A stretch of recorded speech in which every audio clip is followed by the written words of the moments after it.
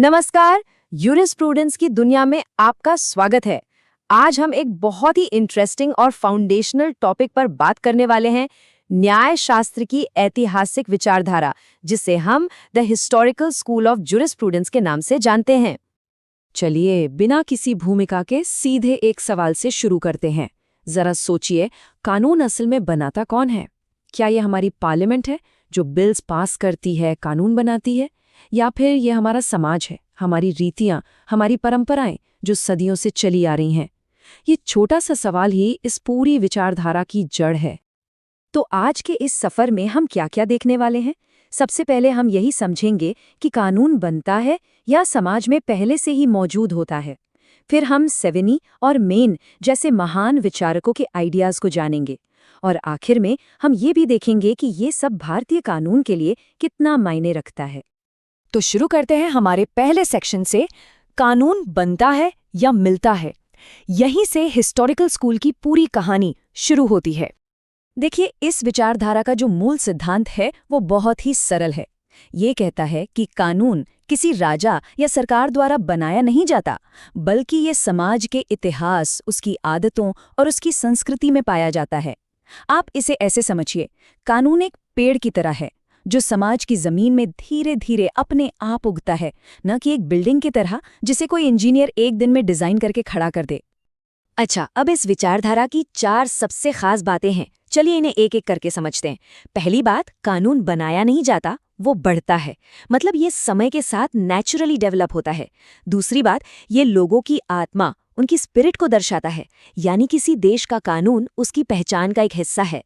तीसरी और सबसे जरूरी बात, कानून का सबसे बड़ा सोर्स रीति रिवाज यानी कस्टम्स हैं। और चौथी बात, इसका विकास ग्रेजुअल होता है, धीरे धीरे। जैसे जैसे समाज बदलता है वैसे वैसे कानून भी बदलता है। चलिए, अब बात करते हैं इस विचारधारा के सबसे बड़े नाम की, फ्रेडरिक कार्ल वॉन सेवेनी।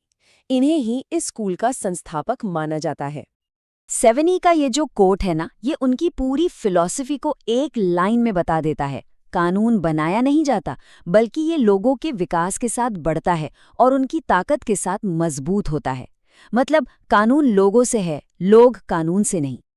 अब आते हैं सेवेनी के सबसे प्रसिद्ध कॉन्सेप्ट पर, वॉल्क्सगाइस्ट, जिसका मतलब है जनचेतना या लोगों की आत्मा। उनका मानना था कि हर समाज की, हर देश की अपनी एक यूनिक चेतना होती है, एक आत्मा होती है, और यही आत्मा उसके कानूनों, उसकी भाषा और उसके रीति रिवाजों को शेप देती है। जैसे भारत में परिवार को बहुत इंपॉर्टेंस दी जाती है, और ये बात हमारे कई फैमिली लॉज में साफ झलकती है। यही तो भारत का वॉल्क्सगाइस्ट है। तो सेवेनी के मुख्य विचार क्या थे? पहला, कानून फोल्क्सगाइस्ट यानी लोगों की कलेक्टिव स्पिरिट का प्रोडक्ट है। दूसरा, कानून समाज के साथ साथ वैसे ही डेवलप होता है जैसे किसी समाज की भाषा धीरे धीरे इवॉल्व होती है। तीसरा, वो कानून के स्लो कॉडिफिकेशन यानी धीमे संहिताकरण के पक्ष में थे। उनका मानना था कि अगर आप अचानक से नए कानून समाज पर थोप देंगे तो जो सदियों से चले आ रहे रीति रिवाज हैं, उनकी नेचुरल ग्रोथ खत्म हो जाएगी। और चौथा, वकील और जज का काम नए कानून बनाना नहीं है, बल्कि समाज में जो कस्टम्स पहले से मौजूद हैं उन्हें पहचान कर फॉर्मल लॉ का रूप देना है। लेकिन देखिए, हर थ्योरी की तरह इनके विचारों की भी कुछ आलोचनाएं हुईं। आलोचकों ने कहा कि ये अतीत यानी पास्ट को बहुत ज्यादा इंपॉर्टेंस देते हैं और इस चक्कर में जरूरी कानूनी सुधारों का विरोध करते हैं।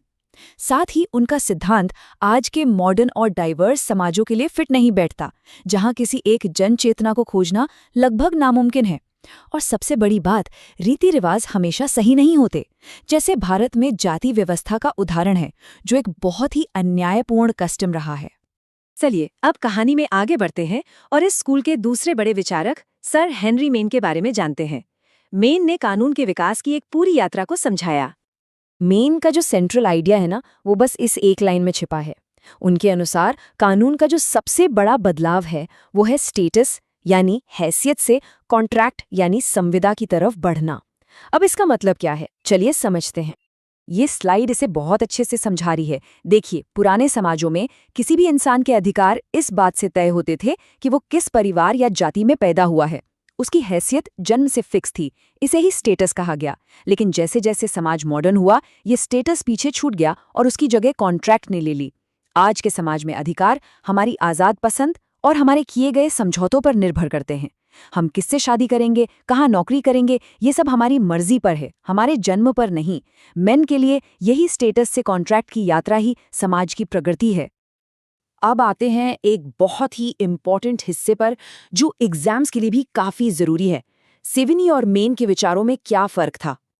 इस स्लाइड में ये तुलना बिल्कुल साफ है। सेविनी का मुख्य विचार था फोल्क्सगाइस्ट और उनका सारा ध्यान अतीत और संस्कृति पर था। वो पीछे देख रहे थे। वहीं मेन का मेन आइडिया था स्टेटस टू कॉन्ट्रैक्ट का इवोल्यूशन और उनका फोकस समाज की प्रगति और आधुनिकीकरण पर था। वो आगे देख रहे थे। तो एक तरह से सेविनी के लिए कानून का सोर्स रीति रिवाज थे, जबकि मेन के लिए सामाजिक विकास। अब इन सभी सिद्धांतों को भारत के कॉन्टेक्स्ट में रखकर देखते हैं। आपको जानकर हैरानी होगी कि हिस्टोरिकल स्कूल के विचार भारत के कानूनी इतिहास पर बिल्कुल फिट बैठते हैं। प्राचीन भारत में कानून राजा या महाराजा नहीं बनाते थे।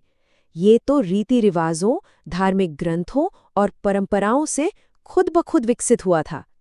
कानून बनाया नहीं गया, बल्कि समाज में पाया गया।